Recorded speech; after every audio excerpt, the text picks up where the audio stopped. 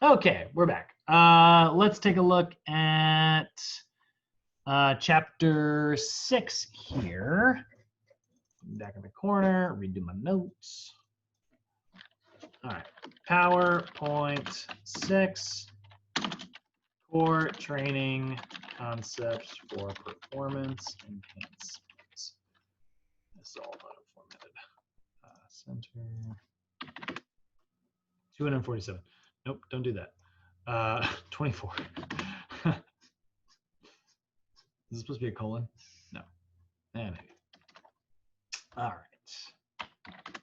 Okay, so we're gonna blast through this really quick because it's just the program design stuff.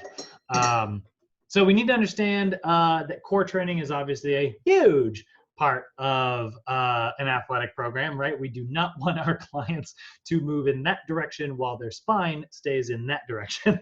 So we need to be able to stabilize our spine and move it effectively. And so we're going to differentiate between the different systems that we use for core training, the importance of core training when it comes to injury prevention, and then we'll end this up with designing an actual program. So we first need to, again, and I know I always reiterate this and I harp on it, and I'm sure everybody's tired of hearing it, but we gotta be aware that our core is not just our abs. It is your entire lumbopelvic hip complex. So the core is the entire lumbopelvic hip complex, okay? It is going to consist it will consist of stabilizing muscles, moving muscles, and muscles that attach and move the appendages, right? It is not just the muscles that give you the six-pack. It is also stabilizing. So an efficient core should be able to accelerate, decelerate, and stabilize. As we are looking at that, the big thing we need to remember is that, and this is saying athletes here, but good Lord, is it not just athletes, it is just people in general. Most, and NASM loves this sentence, so I'm gonna put it in bold here because you'll probably see a test question related to it. Most individuals have a strong movement system and an underdeveloped stabilization system. Question, Brett. Yeah. You had mentioned right now, because I got up to drink some water. You mentioned about the six-pack and the stabilizers. You were saying that gives you the six-pack too, or how's that? No, so your stabilizers are a different layer. Your stabilizers are like your transverse abdominis. Your rectus abdominis is the six-pack. Okay. Yeah, so layers of abdominal. So doing planks doesn't necessarily give you a six-pack, is what you're saying? It doesn't, unfortunately, no. Okay, okay. So here's your abdominal wall, right? Yes. So this is looking like, if you were to look like top down, Yes. there's your rectus abdominis, right? This Okay. is your stabilizing system. And then there's your external obliques, right? And they're kind of crossing in both directions there. This stabilizing layer underneath, that is your transverse abdominis. That's what's holding your, that's creating intra-abdominal pressure. Okay. So one's on the outside, one's on the inside. One makes you look good at the beach. One of them keeps your spine from breaking. We all want to look good at the beach, but we also want to hold our discs in place. Many people, and I'm part of this, have spent so much time doing like moving core exercises that stabilizing their core has become like a problem. So that it would be considered a weak core. May not be weak, abdominals, but it is a weak core. There's a difference. Yep. And what's a recommended amount of planks for maintenance per week? Like how many? Well, see, now here's the thing. As long as you develop like a good foundation, like in the stabilization level, and you return to that a couple times a year, you don't necessarily need to have planks in your routine all the time. That's another kind of common mistake. all right, like let's say like there's too many of me's out in the world who are constantly harping on the fact that we need stronger stabilizers. I'm harping on that because that's the more common problem, but you absolutely could go in the opposite direction too. And you could just be the trainer who only does planks for the rest of your career. And it's like your client already has a good stabilization system. They don't need it. Move on to the moving system. You can absolutely move on. Makes sense. So it's not that you can't do that. It's so much more. It's like, you don't want to fix your client's knee valgus by giving them knee varus, but knee valgus is the one that's common. We don't see knee varus that often. So it's like, I'm kind of harping on it because of how common it is. But it's not like you have to do planks for the rest of your career. Because here's the thing. You can activate your stabilizing system simply by doing this. Like as long as you just go, right, like that right there, activated my stabilizing system. All I have to do is draw my belly button in. That little draw-in maneuver activates my stabilizers. Now I can do some crunches. And yeah, I'm working on my movers, but I'm still like stabilizing at the same time. So like, it's not like you have to continually dedicate your core training only to things like planks. You just don't want to do your crunches. This is what how we see a lot of people do crunches, right? I'm going to relax my abs here. Okay. Yeah. So now I'm going to watch my stomach and I'm going to do a little mini crunch. Yeah. See how like it pooched out a little bit, like as I crunched, right? I activated my core in order to fling me forward and then I let go and I fell back and I activated it and I let go, right? That's what you normally see. This is going to be weird because I just don't have a space for it. So I'm going to do this on my empty bed. But you'll oftentimes see people do crunches and sit-ups like this. They'll go, and then they. Yeah. See how I like worked really hard to crunch myself up, and then I just fell, right? I didn't do anything on the way back. What we want to do is we want to do the draw-in maneuver. We pull our belly button towards our spine. That activates my transverse abdominis. Now, and then I don't want to let that go until I am done with all of my reps. That's how I always coach my clients. I'm always like, look, I want you to stabilize your spine. I do not want you to let go until this set is over. Do not let go of your abs in between reps, which is a common mistake people make. They'll go, and then they let go. And they go, it's like doing your bicep curls like this. But I'm just dropping it, right? Like I'm being lazy. I'm not doing eccentric work. So what we want to do is we want to stabilize, and then we want to crunch, and we want to descend. And we want to crunch, and we want to descend. I'm not letting go. And you can even see, like, look at how much I'm shaking. That's because I'm squeezing like crazy. Right? Now, is your spine coming off the floor completely, or is it only to an angle? If I did a sit-up, it would. It would. Okay. But the problem with sit-ups is then, like, once you get like up to like here, now it's like, you can see how my knees raised up. Like, you kind of disconnect, right? Because my hip flexors were like, oh, it's our turn. Right. So for a proper crunch, it's ironic because you would think like with a smaller range of motion, you would think that means less work, but crunches actually work your abs more than sit-ups do. Like sit-ups are bigger, but they end up working your hip flexors. If you want to strictly work your abs, you're actually better off doing crunches. So does my spine come up off the floor? During a sit-up, yes. During a crunch, no. Does that make sense?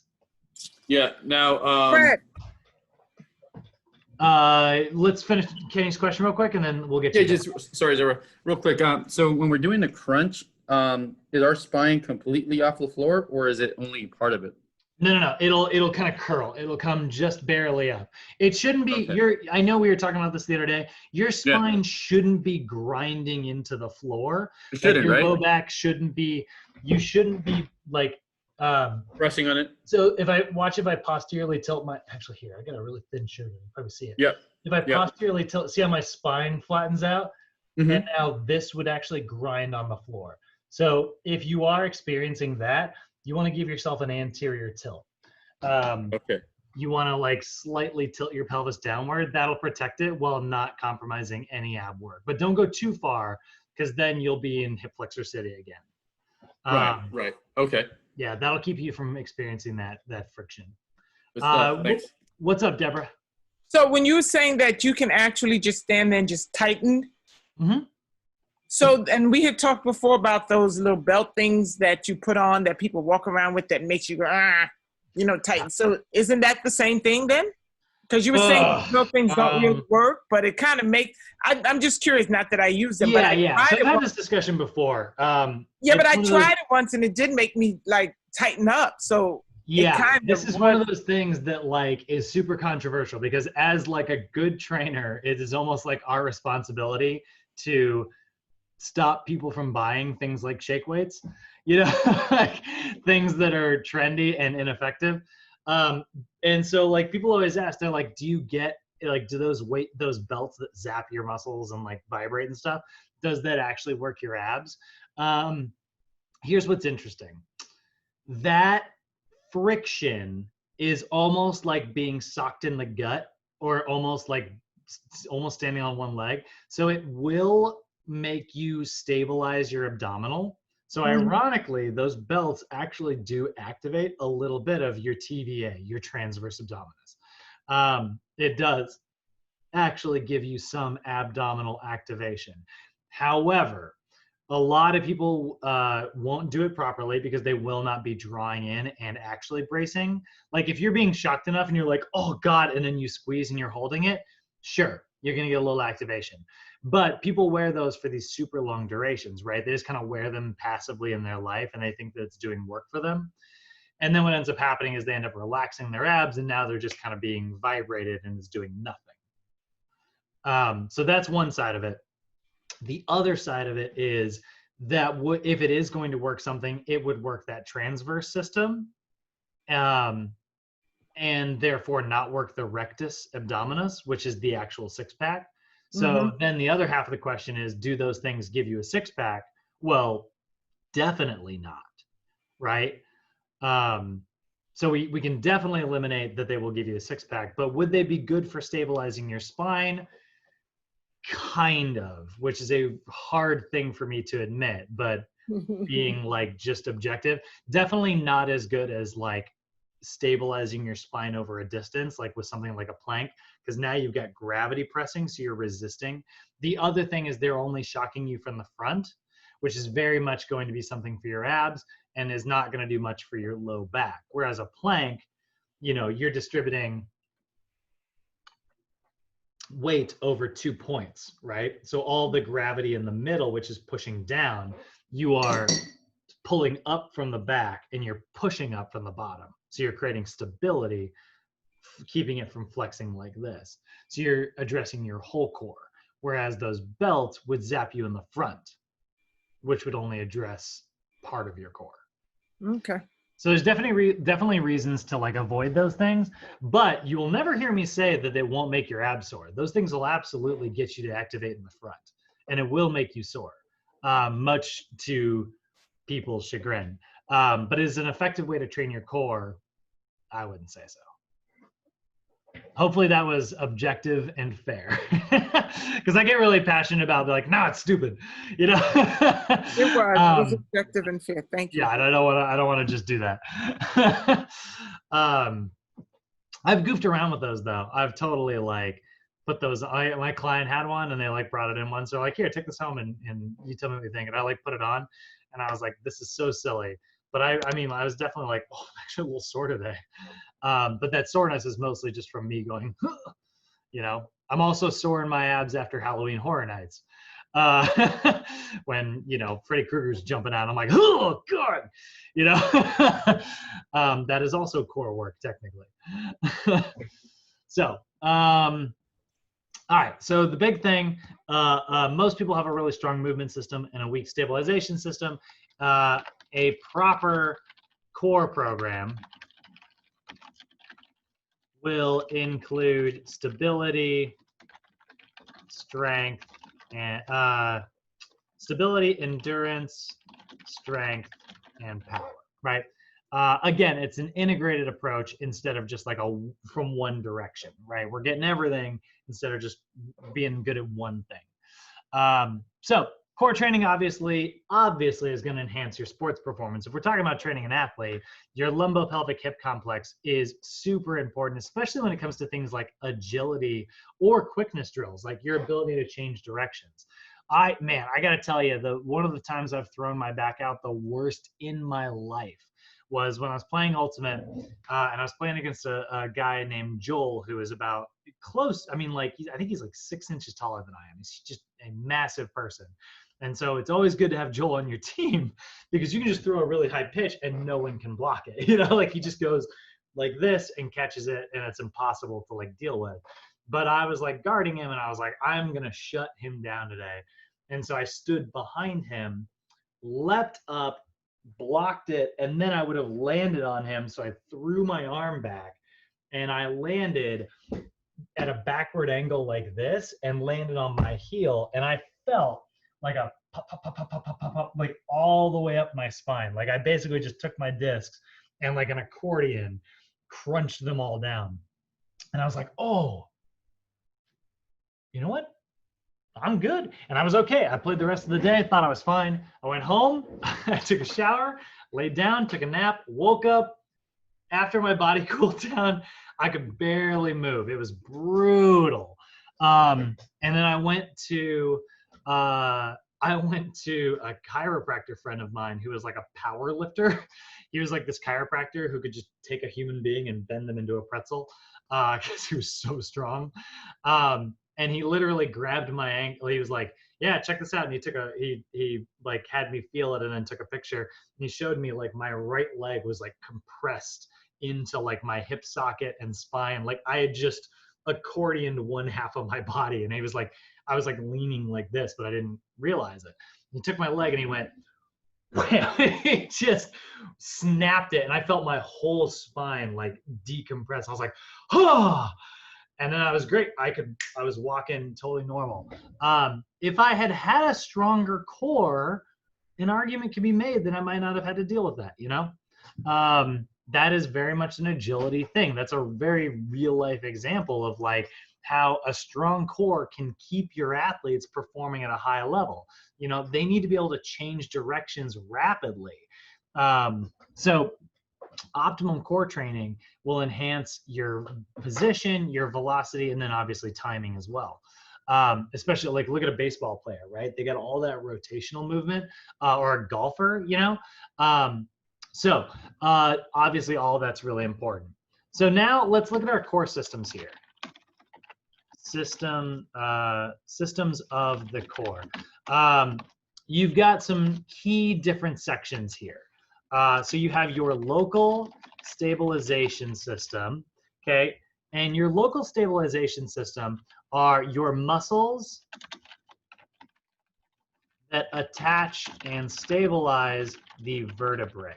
So these are all the muscles that are in charge of keeping your discs in place. These are going to be your, they are gonna provide intervertebral stability, right? They are stabilizing the space in between each of your discs, right?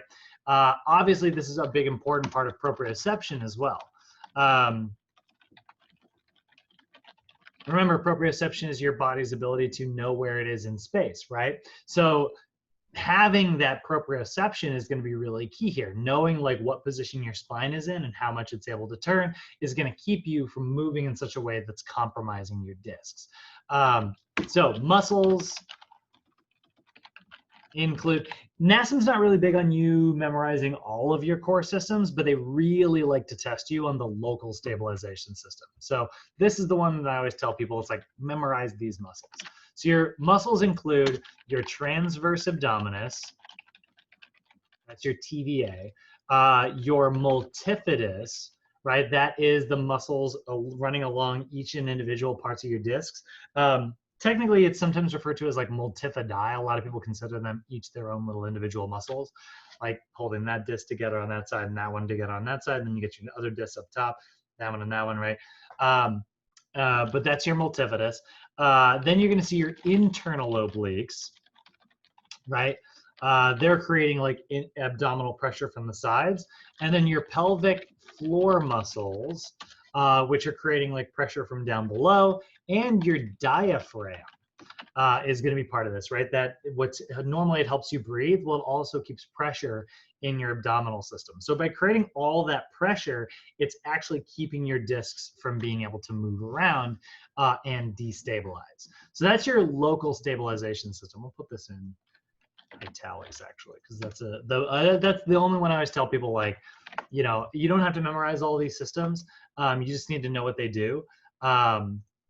And be able to define them, but like those are the ones that I usually tell people to like put a little effort into, like flashcarding and stuff.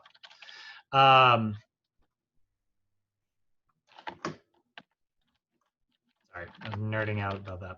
All right, global stabilization system. So this is going to be muscles that attach the pelvis to the spine.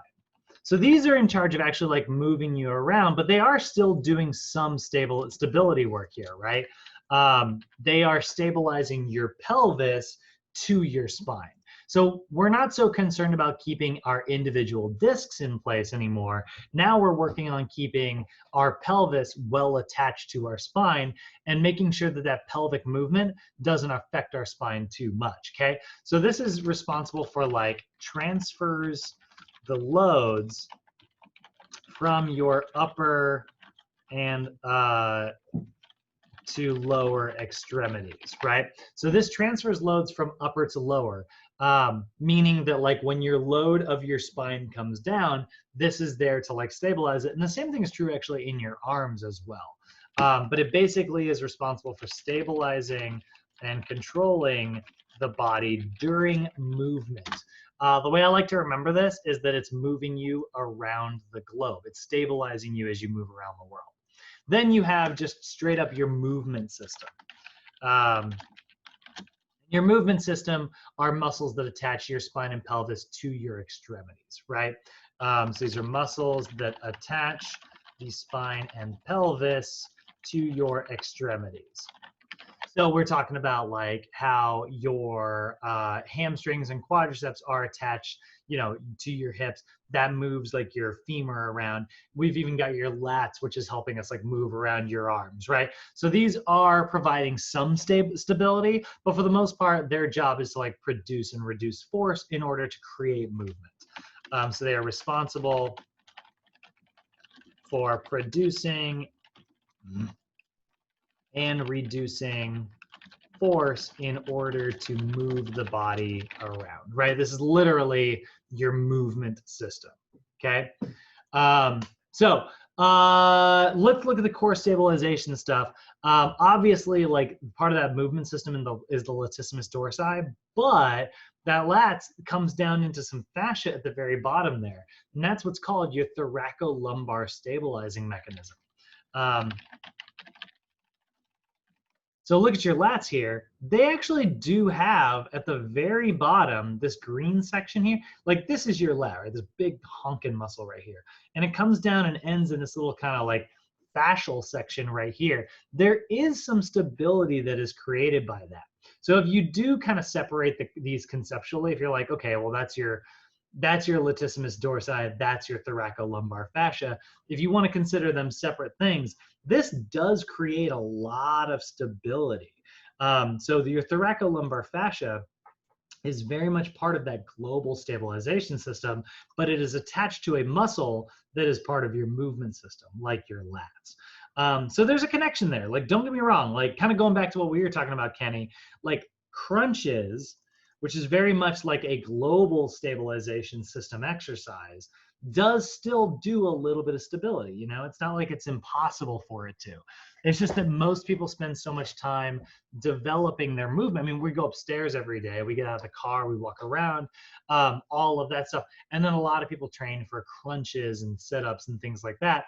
But we lose, you know, our focus of stabilization. Most people are focused on like movement, you know. It's why most of us are probably, and you know, call yourself out on this, because I know I sometimes struggle with this too. But when you guys are doing movement prep and stuff, I'm always happy to train my core. I'm always happy to train, my chest, my back, my legs, my shoulders. I'm always happy to do all that stuff. But if I'm running out of time, I'll skip my balance training. Like, and that's a stability thing. That's like focusing on stabilizing. We like movement. I think that we like moving, but Yeah, I gotta force stabilizing is a myself to little do it less fun sometimes. What's that, Jay? Yeah, I gotta force myself to do it. I gotta remind myself what the OPT model is. Like, I gotta do balance, gotta do it. Yeah, right. And so that's kind of part of this. It's kind of segueing us into tomorrow's lecture talking about balance, but it's very common for us as people to enjoy movement and sort of put stabilization by the wayside, Luckily, we got an entire phase of training, the stabilization phase, which forces you to do so much stabilization that it really trains your core for you. This is why TRX training, you go to like TRX's website, I guarantee you the word core will be, I could be wrong. I'm always wrong whenever I make little bets with myself like this. But if we look at TRX's website, I'm sure we're going to see the word core instantly. And really what they mean is stability. But yeah, you can say core. Come on. All core all the time. Yeah, I was right. Okay. I want to bet in my head. But yeah, it's talking about stabilization, and so like that unstable stuff is really good. The straps are so darker and thicker. I wonder if they changed their stuff. That looks different. Am I crazy? Questions for another time. All right. All right, so low back pain, obviously very, very common, right? 80% of people will deal with low back pain at some point.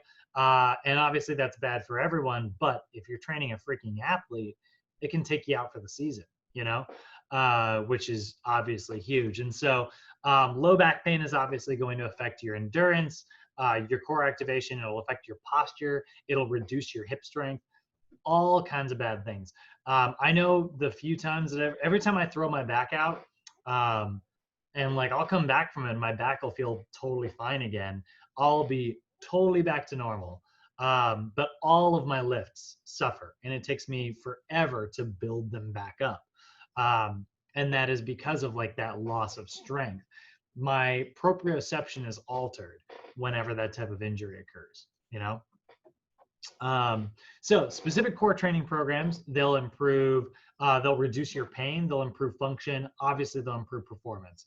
And that's why when we talk about like specific, we want to go through the OPT model the way that it's designed. We are going to build a foundation first with stabilization. We'll build strength and endurance in the strength phase, and we'll build power in the power phase, right? Once we know how to keep the spine from moving, then we can get better at moving the spine. Then we can get really strong at moving the spine, and eventually we can get good at moving the spine quickly. So you can see this is a little bit more advanced than our normal training. We usually don't discuss about like core endurance, but obviously if you're training athletes who are going to be on a field for an hour at a time, you need to have endurance as well. So the conversation's a little more complicated in this PES course than it is in your regular NASM. So core stability is going to obviously work on your multifidus, activation, and endurance. And then lumbopelvic hip training can decrease your risk of injury. Decrease your risk of re-injury. So people who have had injuries, one of the first things you want to focus on when they are coming back from an injury, get to core training. That is going to not only prevent them from re-injuring, but it has also, and they're not mentioning it here, it has also been shown to enhance their recovery. I know that, again, the times that I have thrown out my back, I go do a couple floor bridges and start turning my glutes back on, and my whole body instantly feels much better. Hey, Brad. Yeah. Man, you helped me out so much. I recently, about 3 weeks ago, I injured my back, man. I like blew it out, man. And I was just thinking about the things that you told me. So I just immediately started doing planks, glute bridges, and floor bridges. Man, it just started, rubbing like oregano oil on it. And within like 2 or 3 days, I got mobility back and stability back. It was amazing. But that's good, man. Yeah, I mean, whenever I hurt my back or whenever I get really any type of injury, I just go back to focusing on core training. And, you know, like athletics, I mean, you could have a really strong core, but like that's just part, I mean, like Jay, you're an athlete. The more you're participating in sports, like that's like what sports are, you know, it's like putting yourself in sort of a compromised position to win an event.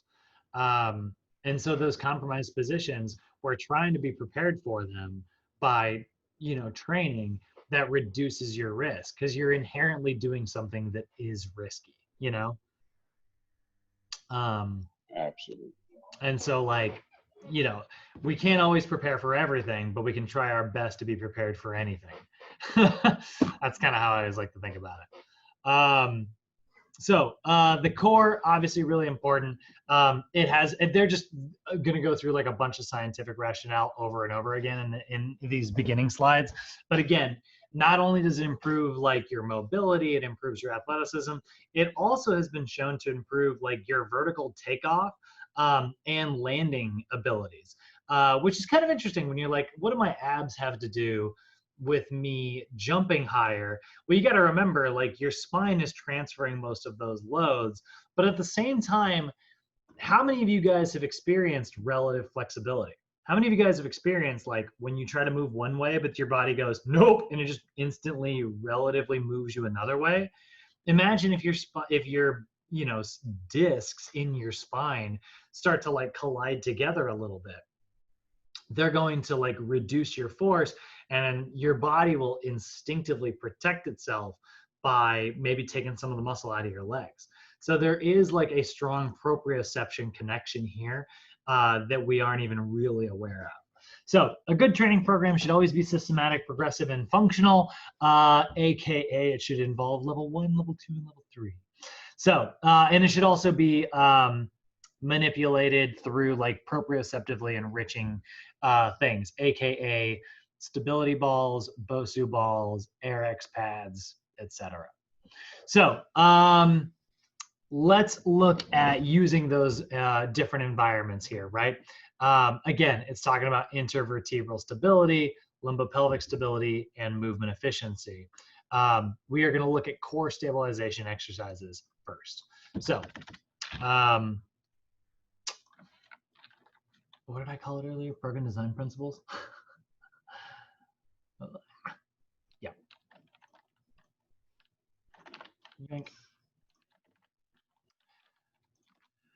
Program design principles of core training. In the stabilization level, which is phase 1, you are going to focus on core stabilization exercises, which are exercises that develop intervertebral stability and neuromuscular control.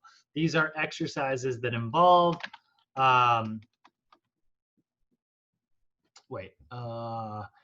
stabilization level 1. That's not actually how I want to do that. I just want to go straight to here, actually.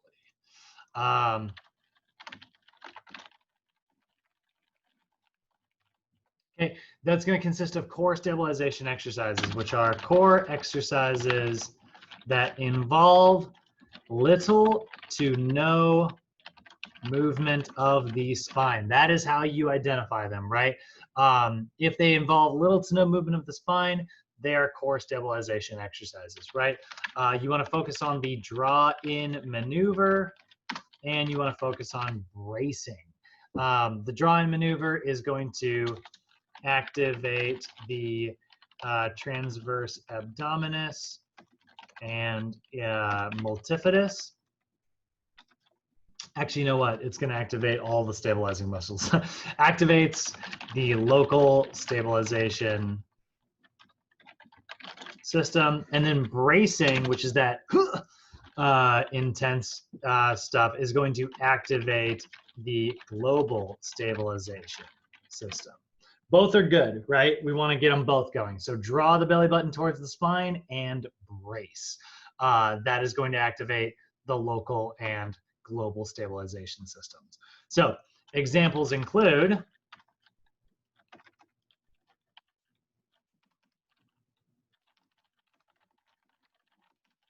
whoa.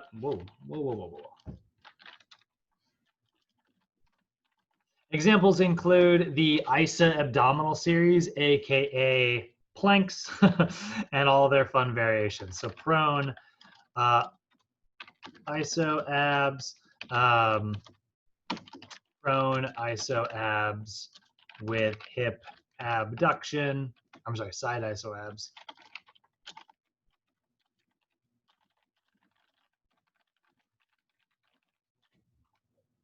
All those are really good examples, actually, but I'm just going to put 2 examples for each today. So prone iso abs, which I'll put plank. And this is side plank with leg raise, which is what normal people call this stuff. All right, so those are our examples there. Then we have core strength exercises. So if we're in the strength level, which is level 2, phases 2, 3, and 4. That is going to exercises that consist of core strength exercises, which are core exercises that involve a full dynamic, concentric, and eccentric range of motion of the spine. So you're going to move your spine through a full range of motion if you are working on core strength, okay? That requires, that is going to help you develop lumbopelvic stability, not just spinal stability. It's also going to help you develop more eccentric strength, which is really nice, because obviously a lot of times in athletics, especially things like football, you are eccentrically like deloading. You know, you get somebody running at you and you're trying to like slow them down. That is very much an eccentric movement. If your spine's not ready for that type of movement because you haven't trained that way, you're likely to get injured. That is why it is important to not just crunch up and then fall back down. You want to crunch up and lower yourself back down.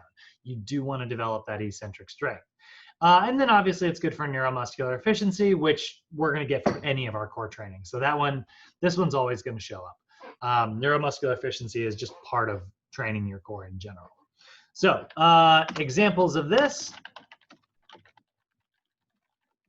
are going to be stability ball crunch. I love that they always use this as an example. I always use this as an example too, because like I love to ask people like, what level of training does the stability ball crunch fall into? And people go stabilization level because they hear stability ball.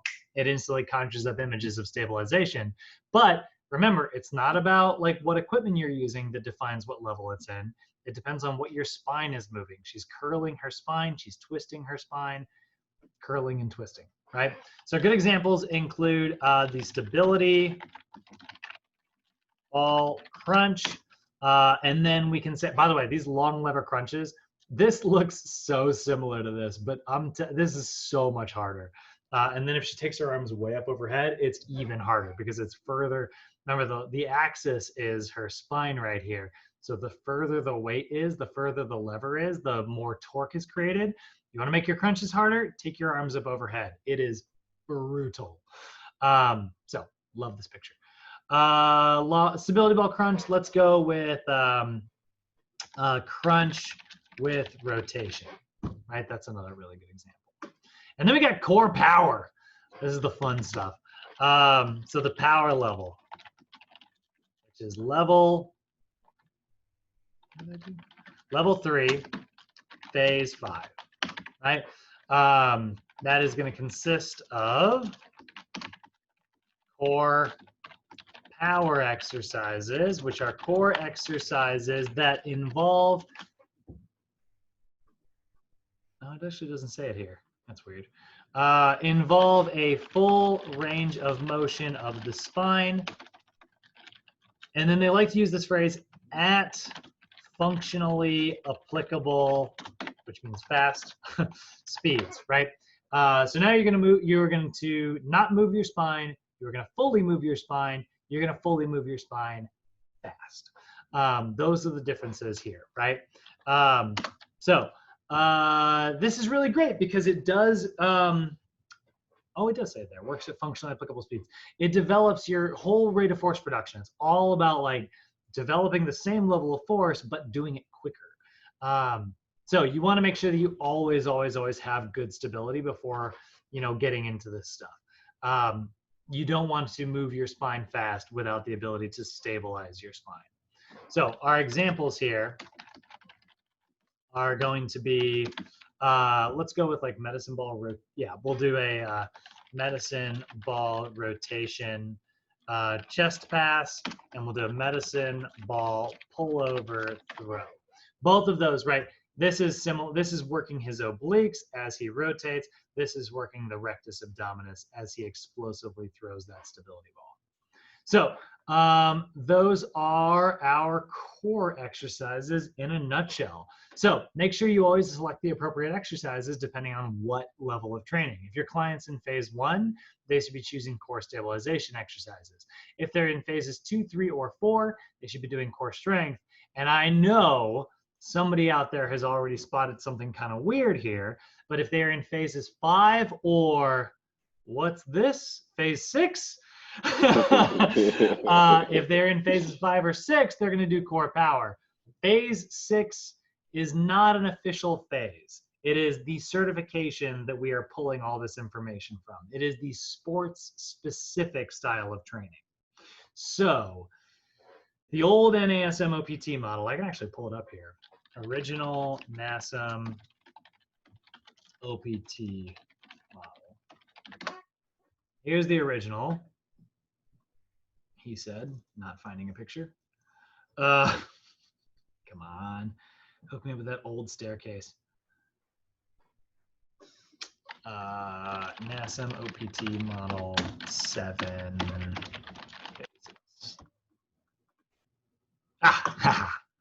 Here's the original one. Phase 1, and I used to call it 7 back in the day. So it was maximal power, and then 1 was like corrective. Then the next version they went with was they called this like phase 0.5, and then it was 1, 2, 3, 4, 5, and then sports specific, which was phase 6. There is no phase 6. Let's get that out of the way right now. There is no spoon. There is no phase 6. Phase 6 is sports specific training. So you would take a baseball player through phase 1, then phase 2, then you would maybe jump into phase 5. So you would do stabilization, strength, endurance, power. Then once they've developed general power, let's work on baseball power, maximal sports-specific power. That's phase 6. So don't worry about putting phase 6 down. You're not going to get any questions related to phase 6 ever.